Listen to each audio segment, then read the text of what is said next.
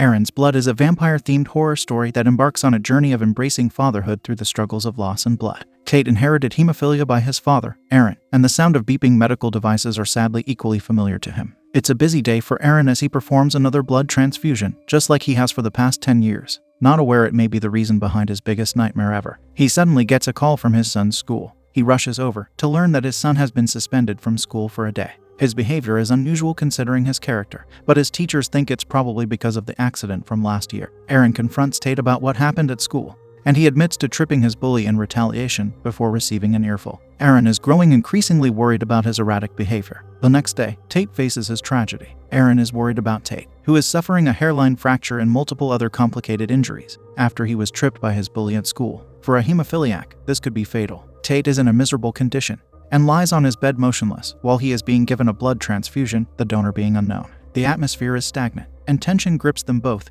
in escalating horror of the beeping sounds of the medical sensors. Aaron's helplessness is very evident, no matter how hard he tries to be strong for his son. It is a tough moment in his life, the toughest. He is in deep pain and sorrow. The hospital staff member helps Aaron regain strength and prays for Tate's recovery. Aaron wakes up from a dream that his son is missing. In reality, Tate is right by his side. Frustrated, he has to wait in the hospital until he is discharged. He seems to be okay, even after suffering a major blow. This is when the series of abnormal behavior starts. For example, he doesn't need glasses anymore and has lost his appetite. The group of bullies tries to approach him again. Tate's newly found power of possessing fast reflexes helps him to fight back against them. He grabs the bully by his neck and holds him against the wall. His eyes suddenly snap open to reveal the bright blue that seems to have taken over him, revealing that something is wrong with Tate. The janitor at the school notices the odd behavior. He informs another man about Tate's condition, including the fact that cannot seem to get in the sun either. They both seem relieved. Another fishy revelation about Tate's condition. Are they after Tate? Is all of this a part of some plan? We shall find out. Aaron discovers that his son has been sneaking out late at night,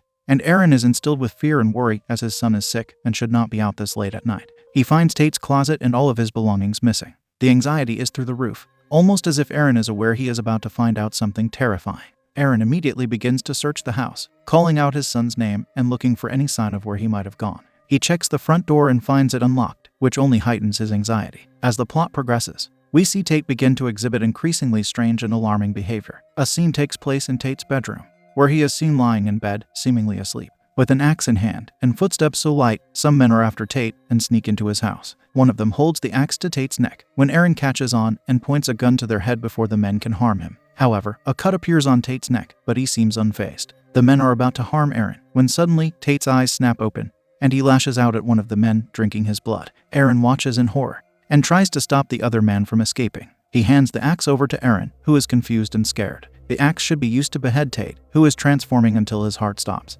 Aaron is still deeply in shock of the situation that has occurred, still on the floor, staring deeply at Tate. He rushes over to Tate to calm him down, but Tate turns the gun towards himself and pulls the trigger in a rush of adrenaline. As shocking as it is, the bullet does no harm. Aaron is taken aback. Tate is horrified by his own doing as he snaps back into his senses. Aaron holds him, reassuring him that he will fix everything as he tries to get a grip on reality himself. Blood is all around Tate's face as he helplessly lies in his arms. Terrified, Aaron sends Tate away from home, over to his sister's house to keep him safe, while he takes care of the body Tate preyed on last night. He falls back as the adrenaline wears off, weeping in horror. He is scared, to the point where he has a nightmare that his son might murder him. Aaron is now wary of his son, and has started to read the behavioral patterns and link it with that of a vampire. Failing to believe it, he searches them up online, but is not convinced. He then seeks someone out. He engages the original person who warned Aaron to be wary of Tate, and to pay heed to the ultimate transition. He tells Aaron that it's too late, and that he should focus on looking out for himself and the rest of the population that Tate might prey on anytime soon.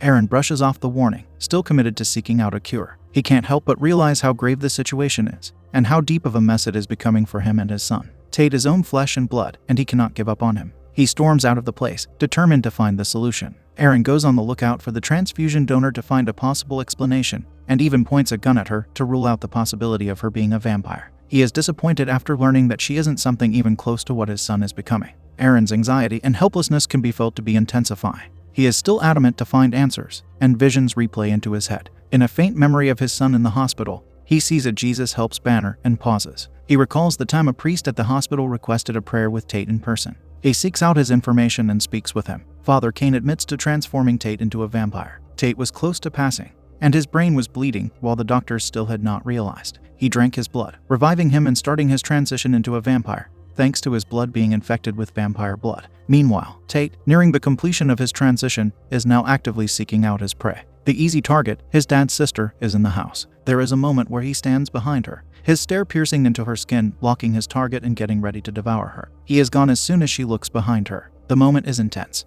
but more importantly, alarming, as Tate will completely turn into a vampire soon. Tate is struggling, as the sun keeps him from going out in the open. With his growing thirst for blood and increasing fear of what he can do, he is anxious and in dire need of help. The scene plays at the heart as his father takes out his feed his son and erase his thirst. Aaron realizes that he must take action to protect his son and stop the vampires. Every wrong seems right, in the face of protecting his son from the evil plot. Kane visits Father Kane's residence, but he isn't there. Meanwhile, Aaron breaks through his house and waits for him to return. Father Kane, who is present in the hospital, fools the children into thinking their grandmother will enter paradise by saying a prayer for her before drinking her blood. The patient bleeds out while he maintains a serious face of malevolence, which he claimed to be regretful about. He returns to find Aaron at his doorstep. Aaron tries to strike up a conversation with him, asking him about his journey and why he chose the profession of a priest. He gets a call in between, and his sister informs him that Tate is missing.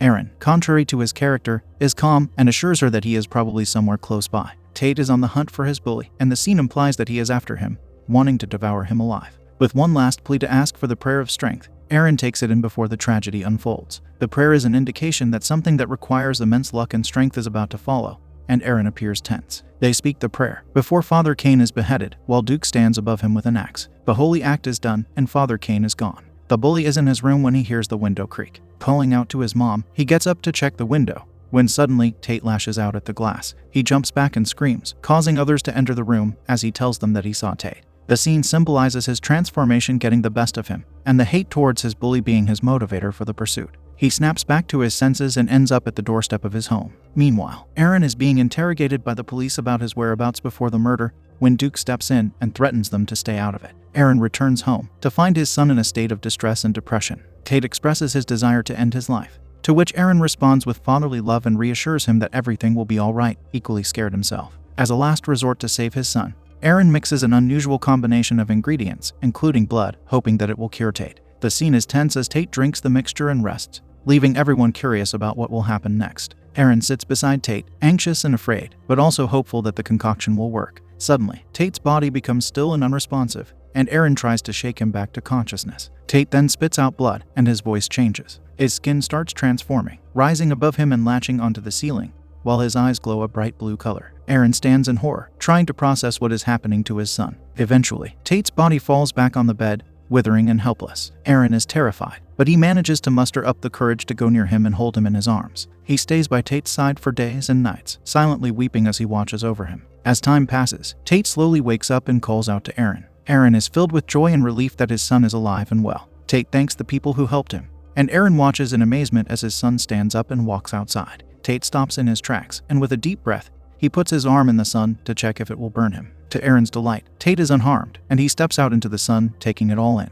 The traumatic experience only brings Aaron and Tate closer, and Aaron walks in relief, happy that his son is safe and healthy again. It is a powerful ending scene, showcasing the father's love and relief of his son's cure.